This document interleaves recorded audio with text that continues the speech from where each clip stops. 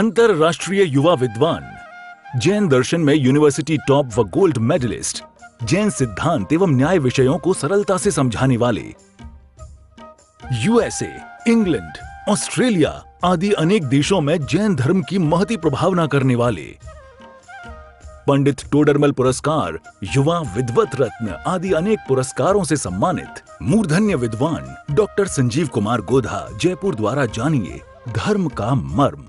इस कार्यक्रम के प्रायोजक हैं श्रीमान अश्वनी जैन, श्रीमती श्री जैन, कुमारी अनिका जैन, दिल्ली निवासी, जयपुर प्रवासी।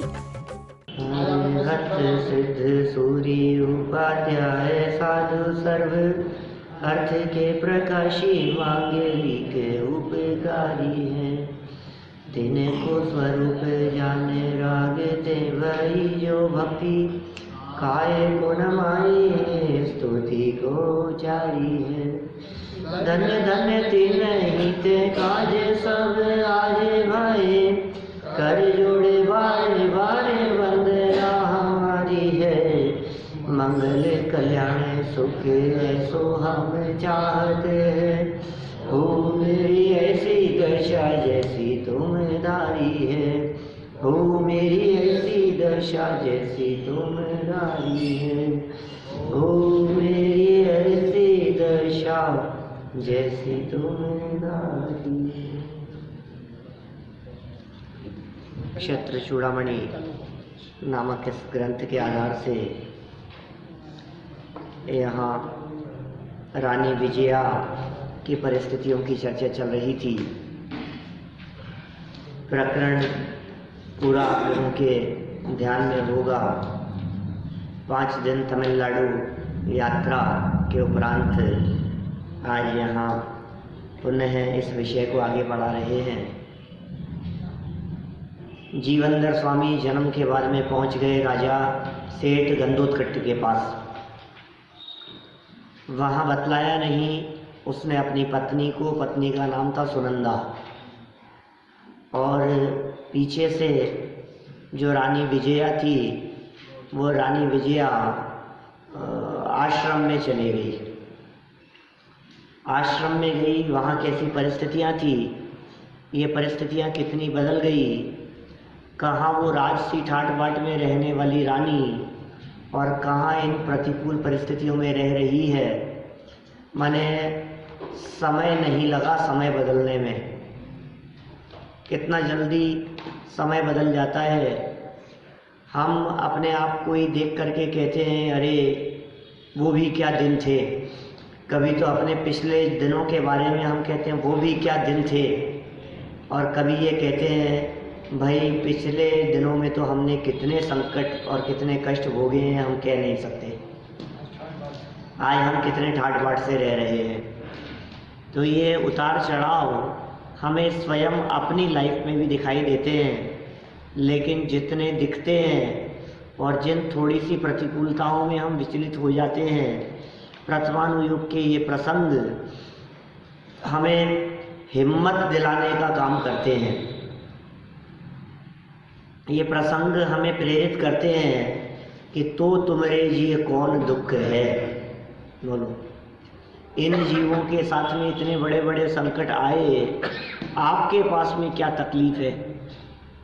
मैं कहता हूँ एक बार रानी विजया की इस परिस्थिति को यद्यपि राजसी ठाठ हमने नहीं भोगे हैं उस जैसे, उसके बावजूद भी हमारी वर्तमान परिस्थितियों को थोड़ा सा इस जैसा प्रतिकूल करके कल्पना करके देखो कि उस पर क्या बीत रही होगी।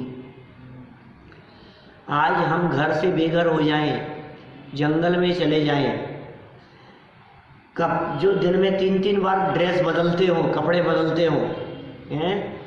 आज अटैची थोड़ी ना पैक करके ले गई थी साथ में रानी विजया।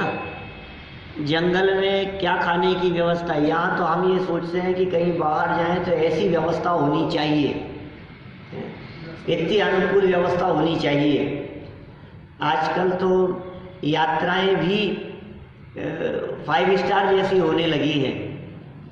बहुत अच्छी यात्रा रही हमारी भी, सर्व प्रकार की सुविधाओं युक्त वो यात्रा जो टोडरमल स्मारक द्वारा निकाली गई अद्भुत यात्रा थी। लेकिन हम सुविधा तलाशते हैं ना उस तीर्थ वंदना के काल में भी, और सुविधा ना मिले कदाचित किसी को तो जाना ही पसंद नहीं करता, और मजबूरी में जाना पड़ जाए तो कितनी टेंशन में रहता है, कितनी आकुलता में, कितने क्रोध में कैसे काल बिताता है। हम देखें इनको, ये जीवन में धैर्य बंधाने के लिए ये सारे प्रसंग कितनी प्रेरणा प्रदान कर रहे हैं। सो हमने यह स्थिति देखी, चटाई पर सोने लगी, डल्लप के गद्दों पर। डल्लप के गद्दे तो नहीं होते होंगे, लेकिन वो रुई के जितने अनुकूल हो सकते थे उन गद्दों पर सोने वाली आज चटाई पर सो रही है। इतना ही नहीं, देखो कैसी कैसी यहाँ बात कही, स्वयं ही अपने हाथ से काटा हुआ निकृष्ट धान्य वो खाना पड़ रहा है। ये सब परिस्थितियाँ हमने पिछले सत्र में जब अपनी चर्चा चली थी तब की थी। आज उस बात को हम थोड़ा और आगे बढ़ाते हैं। यह बात तो हुई विजया की। जरा देखें जीवनधर जहाँ पहुँचे हैं वहाँ क्या माहौल चल रहा है। पुत्र जन्मोत्सव मनाया जा रहा है सेठ के महल में। पेज नंबर 120 105 नंबर का श्लोक। अथ गंधोत्कटायार्थम् अर्घकार्थं महोत्सवम् आत्मार्थं गणयन् मूढकाष्ठांगारोप्यदान मुदा। तदनंतर मूढ़ काष्ठांगार ने बालक के जन्म के महोत्सव को अपनी राज्य प्राप्ति के उपलक्ष्य में समझकर उस गंधोत्कट सेठ को हर्ष से धन प्रदान किया। लो, ये क्या हुआ? नगरी तो वही थी जिस नगरी में राजा सत्येंद्र राज्य किया करते थे, जिस नगरी में जीवनधर स्वामी का जन्म हुआ था। आखिर ये जीवनधर उसी नगरी के एक धनाढ्य सेठ के यहाँ पहुँच गए। सेठ ने उस पुत्र की प्राप्ति के उपलक्ष्य में जन्मोत्सव मनाया, और उस जन्मोत्सव में उसको भी बुलाया, काष्ठांगार को। और काष्ठांगार ये समझने लगा कि मानो मेरे राजा बनने की खुशी में इतना बड़ा उत्सव किया जा रहा है। समझ है ना, जाकी जैसी बुद्धि सोच, उसको वैसा ही महसूस होता है, वैसा ही फील होता है जैसी जिसकी सोच होती है। तो उसे ऐसा लगने लगा कि मानो ये मेरे ही लिए ये कार्य किया जा रहा है। इसलिए उसने सेठ को अपार धन प्रदान किया।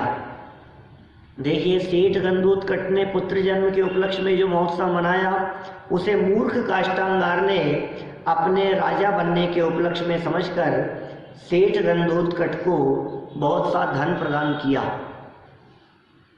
विशेषार्थ, वस्तु स्वरूप को यथार्थ न जानने से प्रवृत्ति विपरीत ही होती है। अतः वस्तु स्थिति की सही जानकारी होना आवश्यक है।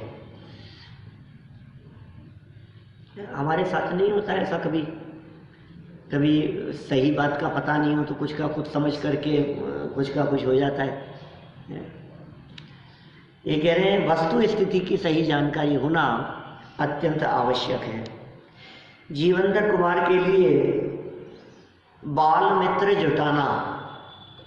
आगे देखिए, तत्क्षणे तत्पुरे जातान जातानपि तदाज्ञया लब्ध्वा वैश्वपते पुत्रं मित्र सार्धं वर्धयत।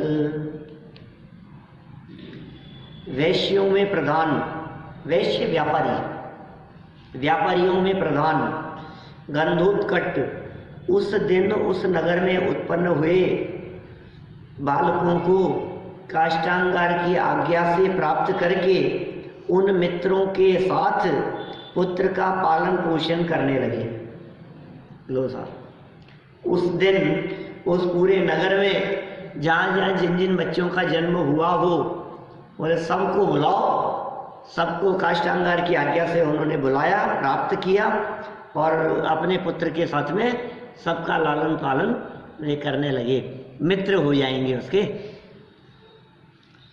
पुत्र जन्मोत्सव के पश्चात श्रेष्ठी व गंधोत्कच राजा की आज्ञा से उस राजपुरी नगरी में जीवंतर कुमार के समान आयु के बालकों को एकत्र कर उनके साथ अपने पुत्र जीवंतर कुमार का पालन पोषण करने लगे। विशेषार्थ देखें, जिन्हें बहुत प्रतीक्षा के पश्चात विशेष पुण्य योग से पुत्र की प्राप्ति होती है, उन माता पिता को उसकी सुख सुविधा और लालन पालन का विशेष ध्यान होता ही है। तो कैसी प्रकृति की व्यवस्था बतला रहे हैं, जगत के स्वरूप का चित्रण कर रहे हैं। जितने कष्ट प्राप्ति उपरांत पुत्र की प्राप्ति होती है, जितने लंबे काल बाद में होगी, उसकी प्राप्ति का आनंद भी उतना ही विशेष होता है, उतना ही अधिक होता है। और न केवल आनंद विशेष होता है, उसकी सुविधा के संदर्भ में भी माता पिता विशेष ध्यान रखते हैं। अतः श्रेष्ठी वर गंधोत्कच भी जीवंतर कुमार के मनोरंजन और खेल कूद के लिए उसकी समान आयु के बालकों को एकत्र कर उनके साथ जीवंतर कुमार का लालन पालन करने लगे।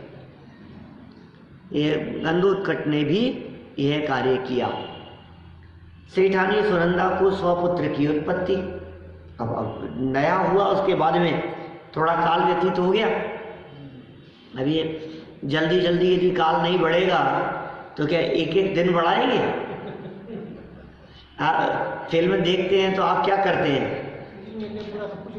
3 घंटे में तो जन्म से लेकर के उसका खेलना कूदना और उसका प्यार और उसके क्या शादी विवाह और अंत में मरण, सब कहाँ तक पहुँचा देते हैं उसको।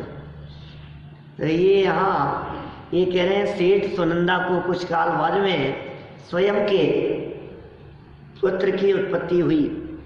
अथ जात है सुनंदाया नंदाड्यो नाम नंदन, तेन जीवंदरो रेजे सौभ्रात्रम ही दुरासदम। तदनंतर गंधोत्कच की स्त्री सुनंदा के नंदाड्य नाम का पुत्र उत्पन्न हुआ। नंदाड्य नाम रखा गया। गंधोत्कच का एक दूसरा पुत्र हुआ जिसका नाम रखा गया नंदाड्य।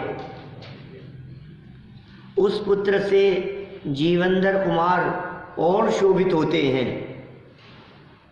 निश्चय से अच्छे भाई का मिलना बड़ा कठिन है।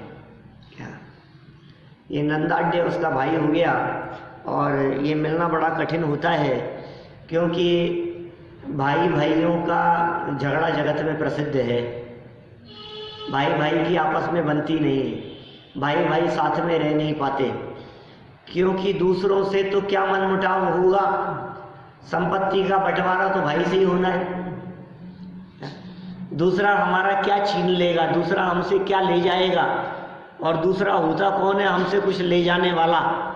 लेकिन असली बंटवारा तो भाई के बीच में ही होता है ना। इसलिए कह रहे हैं अच्छे विचारों वाला भाई मिलना ये भी कोई तीव्र पुण्य योग से ही होता है। ये बड़ा कठिन है यह कार्य। देखिए, कुछ समय पश्चात सेठानी सुनंदा के नंदाड्य नामक पुत्र उत्पन्न हुआ। जीवंतर कुमार को सुयोग्य भाई मिल गया जिससे वे सुशोभित हुए। संसार में योग्य भाई का मिलना बहुत कठिन है, दुर्लभ है ये भी चीज। विशेषार्थ, रावण विभीषण के लिए दुखद सिद्ध हुआ। अंत में विभीषण को रावण का साथ छोड़ना ही पड़ा। इतना ही नहीं, अंत में विभीषण रावण के मरण का कारण भी बना। तो भाई भाई की स्थितियों का चित्रण कर रहे हैं यहाँ पर। माने अच्छा भाई मिलना वो पुण्य योग से होता है, उस बात को यहाँ विशेषार्थ में सिद्ध कर रहे हैं। यदि आपके उस जाति का पुण्य का योग न हो तो रावण विभीषण के लिए दुखद सिद्ध हुआ ना। माने विभीषण के साथ में रावण ने कितना बुरा किया, उसको भी तो अपना दुश्मन समझा, उसकी सारी सुख सुविधाएं खत्म कर दी, उसे निकाल दिया, उससे संबंध तोड़ दिया। बोले विभीषण को अपनी किसी भी बात की खबर नहीं लगनी चाहिए, तो उसके लिए तो बुरा सिद्ध हुआ ही। और विभीषण ने भी रावण का साथ छोड़ दिया, वो भी उसका साथ नहीं रहा। इतना ही नहीं, अंत में विभीषण रावण के मरण का कारण भी बना। साथ तो छोड़ ही दिया था, विरोधी पार्टी में भी जाकर मिल गया था, और अंत में कारण भी बना। माने उसने सारी परिस्थिति बतला दी ना रावण के बारे में। तो रामचंद्र जी की सेना को या समझ लीजिए लक्ष्मण को, वो सारी परिस्थितियों को समझकर रावण पर विजय प्राप्त करना आसान हो गया। अभी तो रावण दहन का प्रसंग बना है कुछ दिन पहले। दशहरा जगत में लोगों ने रावण का दहन किया है, लेकिन भाई कौन है रावण? और सच में वो जो जगत में रावण दहन की परिस्थितियां हैं वो तो अनुमोदना में भी महापाप है। आप कल्पना तो करें, हम कई बार आपके बीच में ये बात पहले कह चुके हैं कि वो रावण कितना सज्जन था, कितना विद्वान था। रावण जैसा व्यक्ति आज के समय में तलाशना बड़ा दुर्लभ है। लोग जलाते हैं, जलते हुए उस रावण की वेदना को यदि कोई महसूस करे तो आप कहता है कि भाई अरे जलाने वालों, तुम में से कोई राम तो नहीं दिखता है जो जला रहे हो? कोई है ऐसा राम? राम ही नहीं है कोई, तो तुम होते कौन हो? राम लक्ष्मण जैसे कोई जगत में दिखते तो नहीं है जो मुझे जलाने का प्रयास कर रहे हो। माने कुल मिलाकर रावण का ऐसा कुछ कसूर नहीं था, लेकिन कुछ ऐसा ही अपयश कीर्ति कर्म का उदय उस काल में जरूर था। वर्तमान परिस्थितियां उसके अपयश को भी नहीं दिखाती है। अभी तो लोक परंपरा और लोक रीति इस तरह की जगत में चल रही है। यहाँ तो विभीषण और रावण की यहाँ तुलना की कि दोनों भाइयों की कैसी परिस्थिति बनी। एक प्रसंग सुनाया, दूसरा एक और प्रसंग। बहुत सुंदर कथा है, जैन कथा संग्रह में से पढ़ना अवसर मिलेगा तो हम कोशिश करेंगे संडे टू संडे एक एक स्टोरी की चर्चा करने की। हमने पहले भी इस तरह की भावना आपके बीच में व्यक्त की थी। देखिए, धन्य कुमार का विशेष पुण्योदय होने पर भी उस जाति का नहीं था पुण्योदय। धन्य कुमार कितना पुण्यशाली था। ये प्रथमानुयोग का एक ऐसा कैरेक्टर है, माने जिसके तीव्र पुण्य के उदय की चर्चा और पाप का उदय साथ साथ में चलता जा रहा है। संकट आते जा रहे हैं, संकट का आना तो पुण्य के उदय, पाप के उदय से ही होता है ना। संकट तो पाप के उदय से आते हैं, लेकिन तत्काल ही वो पाप का उदय वो इतना जबरदस्त डिफीट खाता है कि वो पुण्य का उदय एकदम ऐसा पलट करके कि जितना जितना पाप को प्रबल दिखाया उससे पलट करके पुण्य का उदय बहुत जबरदस्त धन्य कुमार के जीवन में दिखाई देता है। अनेक प्रसंग बने धन्य कुमार के जीवन में, भाइयों के द्वारा मार देने के, बेइज्जत कर देने के, उसको नुकसान पहुंचाने के। कितने, मैं समझता हूँ उस पूरी कहानी को पढ़ो तो आपको लगे कि यार ये हो क्या रहा है। कितने भाई, उसके 6 भाई थे क्या, और ये अकेला सबसे छोटा, और कोई भाई उसको चाहता नहीं था, और सब ये चाहते थे ये आगे नहीं बढ़े, ये इसके साथ ऐसा हो जाए, इसके साथ ऐसा हो जाए।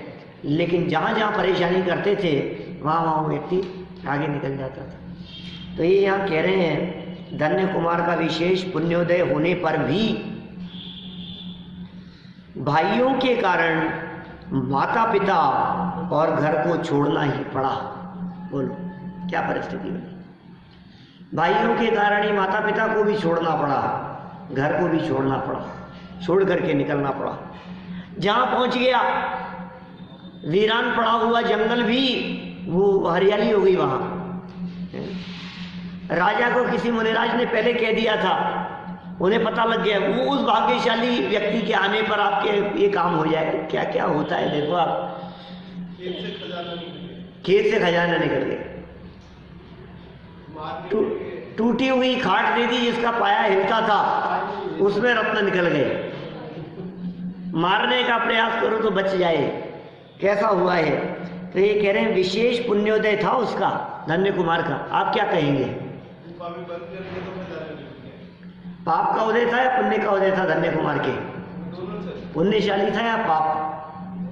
ये कह रहे हैं विशेष जाति के पुण्य का उदय था उसके, लेकिन परिवार, माता पिता और भाइयों का सहयोग मिल सके, इस जाति का पुण्य योग नहीं था। इसका मतलब पुण्य भी कितनी अलग अलग जातियों के होते हैं। हर फील्ड का अलग अलग प्रकार का पुण्य पाप कर्म का उदय। एक व्यक्ति के तीव्र पुण्य का उदय हो, मैं कहता हूँ जैसा कि जय जयकार हो रही है, गले में मालाएं डाली जा रही है, लोग बहुत उसकी प्रशंसा कर रहे हैं, जहाँ देखो वहाँ उसकी ख्याति प्रसिद्धि दिखाई दे रही है, हर व्यक्ति उसकी जय जयकार कर रहा है, लेकिन परिस्थिति इतनी अनुकूल और इतना पुण्य का उदय होने पर भी ऐसा हो सकता है कि शाम को भोजन के लिए पूछने वाला कोई नहीं। क्या सब प्रशंसा कर रहे हैं, संभालता कोई नहीं है। उस प्रशंसा से पेट थोड़ी ना भरता है। खूब अरे अरे साहब धन्य है, धन्य है, धन्य है, और धन्य धन्य कह करके सब अपने अपने घर में चले गए। ये बेचारे बैठे इनके कोई सवाल नहीं, पूछने वाला नहीं। आप देखो जिन महापुरुषों के आज इतने गीत गाते हैं अपन पुराने समय में जो हुए हैं, समझ ली बुद्धचंद जी, भागचंद जी, दौलत राम जी, उनकी परिस्थितियों को देखो तो उन्हें पेट भरने के लिए भजनों की रचना करनी पड़ती थी। एक भजन सुनाते थे और वो भजन सुनाते थे, उसकी एवज में एक कचौरी खाने को मिलती थी। मेरा कहने का मतलब यह है कि ऐसे पुण्यशाली जीव और ऐसा भी पाप कर्म का उदय हो जाता है। तो धन्य अलग अलग जाति का आपके पुण्य का उदय बहुत है, सब आपको पूछते हैं, और पैसा भी आपका बहुत है, सब तरफ आपकी चलती है, लेकिन घर में आपकी नहीं चलती। आपके उस जाति का पुण्य का उदय नहीं। 6 खंड में जिनकी चलती थी उनका बेटा उनके आज्ञा में नहीं चलता था। भरत जी, मारीची उनके निर्देशन में नहीं चलता था। माने उस जाति का पुण्य का उदय बाहर में दिखाई दे रहा हो, लेकिन इस जाति का पुण्य का उदय नहीं है। कितने प्रकार के होते हैं पुण्य के उदय? अनुकूलताएं सब प्रकार की हो, नौकर चाकर हो, धन हो, वैभव हो, जो खाना चाहिए वो सब चीज मिल रही हो, ये सब प्रकार की अनुकूलता हो, लेकिन मकान से बाहर निकलता हो तो सड़क पे चलता आदमी धेले पर भी पूछने को तैयार नहीं है, होगा सेठ अपने आप। लो, उस जाति का पुण्य का उदय नहीं। अनुकूलताएं तो मिल रही हैं, लेकिन उन अनुकूलताओं में प्रशंसा नहीं मिल रही है, तत्संबंधी यशस कीर्ति कर्म का उदय नहीं। और देखो सब प्रकार की भोजन सामग्री आपको मिले, लेकिन जो खाने की इच्छा है वो नहीं मिले। दो से संबंधी पुण्य का उदय नहीं हो आपका, तो दो से नहीं मिल रहे आपको, बाकी सब चीजें मिल रही है। ये सब मिल तो रहा है। अरे भाई, जिसको जो चीज चाहिए उस संबंधी नहीं है और संबंधी है।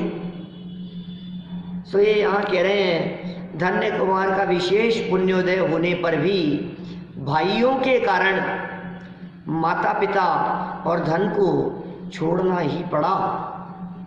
राम लक्ष्मण भी भाई भाई ही थे, किंतु वे सतत एक दूसरे को अनुकूल रहे। इन दृष्टांतों से सिद्ध होता है कि संसार में योग्य भाई का मिलना बहुत कठिन है। ये उदाहरण यहाँ प्रस्तुत कर दिए गए। कैसे राम लक्ष्मण जैसे भाई मिले, आसान तो नहीं है ना। भरत बाहुबली मिले तो वो भी अनुकूल कहाँ रहे एक दूसरे के लिए, कौरव पांडव रहे तो वे भी अनुकूल कहाँ थे एक दूसरों के लिए। कितने भाई भाई के प्रसंग, ये तो प्रथमानुयोग दिखा रहा है हमारे को। इसलिए भाई यह पुण्य का उदय जीवनधर स्वामी का ही समझना चाहिए। जीवनधर स्वामी का भी पुण्य का उदय है, और जो भाई नंदाढ्य जिसका नाम रखा, उस भाई का भी तीव्र पुण्य का उदय है कि उसे जीवनधर जैसे भाई मिले। चलिए आगे बढ़ते हैं। जीवनधर कुमार के शरीर की कांति की चंद्रमा से तुलना, इसका रूप सौंदर्य जीवनधर स्वामी का आप जानते हैं ना। जीवनधर स्वामी कामदेव थे, अत्यंत सुंदर है, जिनका सुंदर शरीर कामदेव हो, कामदेव के समान नहीं, ये कामदेव की उपमा नहीं दे रहे हैं क्या। हम तो कभी कहते हैं वो मान लो अभी जीवनधर स्वामी का वर्णन करने के लिए कहें आपको, तो आप खड़े होकर के ये भी, जीवनधर स्वामी का शरीर कामदेव के समान सुंदर था, हम क्या बोलेंगे। हमें ऐसे लग रहा है कि हम महिमा बतला रहे हैं कि सुन भाई तेरे इस वाक्य में अपमान हुआ जीवनधर स्वामी का। कामदेव के समान सुंदर नहीं, कामदेव का शरीर था। कामदेव जैसे सुंदर शरीर की उपमा तो किसी भी सुंदर व्यक्ति के लिए दे देते हैं। अरे साहब बिल्कुल कामदेव जैसे हैं, किसी की सुंदरता की चर्चा करने, अरे देव जैसा है, कामदेव जैसा है, अप्सराओं जैसी है, देवांगनाओं जैसी, ऐसी ऐसी उपमाएं दे देते हैं ना। तो देवांगना है तो नहीं, देव है तो नहीं, तो यहाँ कामदेव जैसा नहीं, कामदेव जो हो आखिर उनका शरीर किस प्रकार का होगा, उसके लिए यहाँ तुलना की जा रही है चंद्रमा के माध्यम से। चंद्रमा की कांति से तुलना कर रहे हैं यहाँ कामदेव की।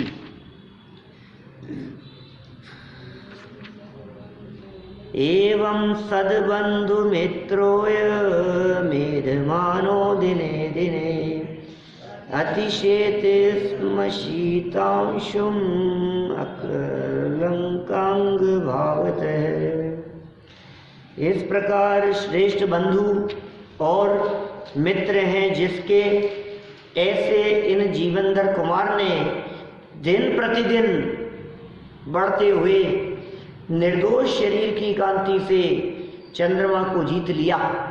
तो चंद्रमा को भी जिसने जीत लिया हो, ऐसी कांति से युक्त आपका प्रतिदिन बढ़ता हुआ शरीर था। देखिए वो ज्यों-ज्यों दिन निकलते जा रहे हैं, ज्यों-ज्यों उनकी आयु बढ़ती चली जा रही है, त्यों-त्यों उनका रूप सौंदर्य बढ़ती हुई चंद्रमा की कलाओं के समान सुंदर दिखाई दे रहा है। और अभी जब वो 14 वर्ष के होंगे तो चंद्रमा की 14 कलाओं को पूर्ण कर पूर्णमासी के चंद्रमा के समान उनका रूप सौंदर्य दिखाई देगा। ये चंद्रमा की उपमा ये निरंतर बढ़ती हुई कलाओं के रूप में, निरंतर वृद्धिंगत सौंदर्य के रूप में यहाँ प्रस्तुत किया जा रहा है। देखिए इस प्रकार जीवनधर कुमार ने योग्य बंधु बांधवों सहित प्रतिदिन वृद्धिंगत होते हुए अपने निर्दोष शरीर की कांति से चंद्रमा को जीत लिया। निर्दोष है शरीर की कांति, उससे चंद्रमा को जीत लिया। चंद्रमा को जीत लिया माने चंद्रमा भी फीका पड़े उसके सामने। वो जहां आकर के खड़े हों वो ऐसा लगे कि 14वीं का चांद है, पूर्णिमा का चांद है। तो ये कैसा, देखो कितनी जगत में किस तरह की उपमाएं देखने को मिलती है। वो पूर्णिमा के चंद्रमा के माँ के समान पूर्णमासी हो। हे चंद्रप्रभ भगवान के संदर्भ में भी तो ऐसा कहा ना कि पूर्णमासी चंद्र हो, ऐसा दे कौन। हाँ बिल्कुल बिल्कुल सम्यक दृष्टि होते हैं, कोई दोराहा नहीं है। कामदेव किया है जीवनधर स्वामी के सम्यक दर्शन के संदर्भ में, निशंक सम्यक दृष्टि है। निर्दोष चंद्रमा की कांति को भी फीका कर देने वाली उनकी देह की कांति थी। विशेषार्थ देखें, चंद्रमा के आकार और कांति में दिन प्रतिदिन अभिवृद्धि होती है। चंद्रमा के आकार में भी वृद्धि होती है, कांति में भी प्रतिदिन वृद्धि होती है और दिन प्रतिदिन होती है। प्रायः बालकों की वय की अभिवृद्धि को चंद्रमा की बढ़ती का उदाहरण दिया जाता है। बच्चों के लिए कहा ही जाता है, बालक वर्धमान दूज के चंद्रमा की समान निरंतर बढ़ते रहे, वर्धमान निरंतर बढ़ते रहे। जब भी किसी पुण्यशाली बालक के पुण्य वैभव की चर्चा करते हैं तो वो दूज के चंद्रमा को कह करके और निरंतर उनमें वृद्धिंगत बतलाते हैं।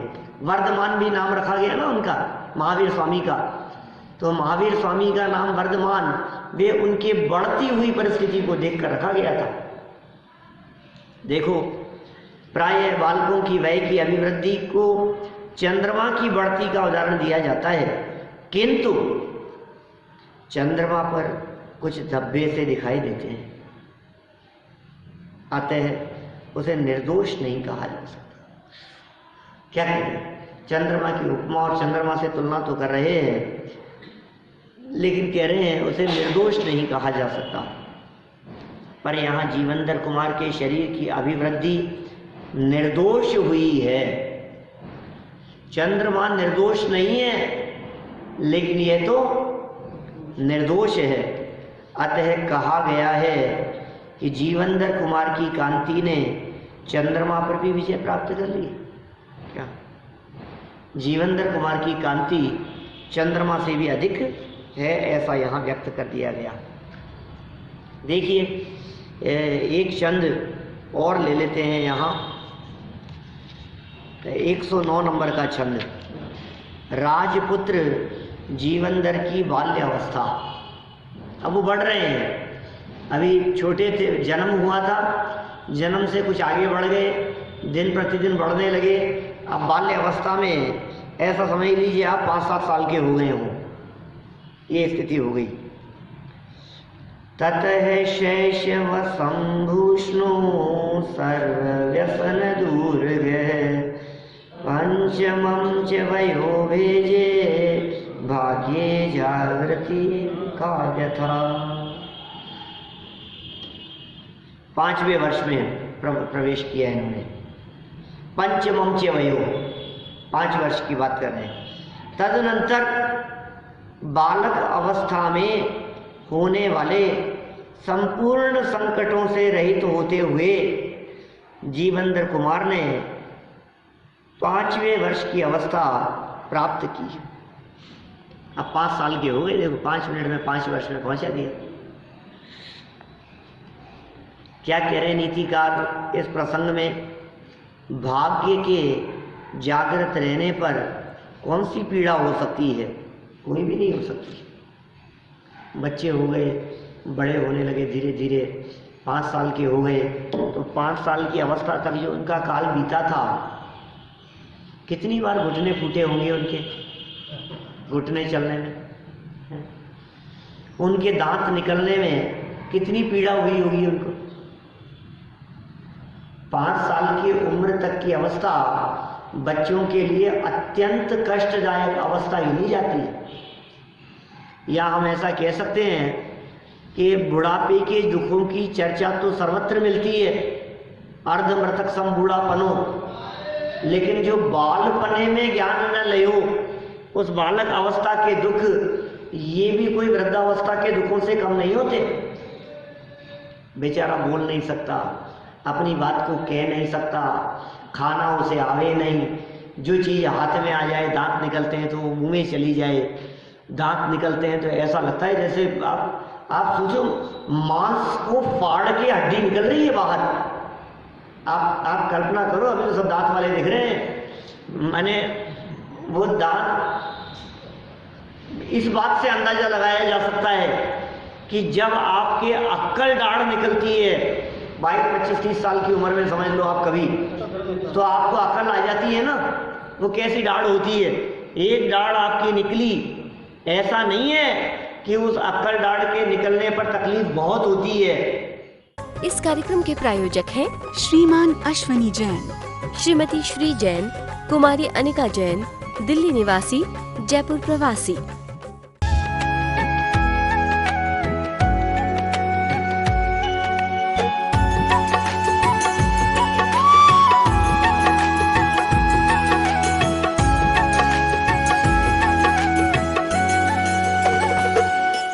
अंतरराष्ट्रीय युवा विद्वान, जैन दर्शन में यूनिवर्सिटी टॉप व गोल्ड मेडलिस्ट, जैन सिद्धांत एवं न्याय विषयों को सरलता से समझाने वाले, यूएसए, इंग्लैंड, ऑस्ट्रेलिया आदि अनेक देशों में जैन धर्म की महती प्रभावना करने वाले, पंडित टोडरमल पुरस्कार, युवा विद्वत रत्न आदि अनेक पुरस्कारों से सम्मानित मूर्धन्य विद्वान डॉक्टर संजीव कुमार गोधा, जयपुर द्वारा जानिए धर्म का मर्म।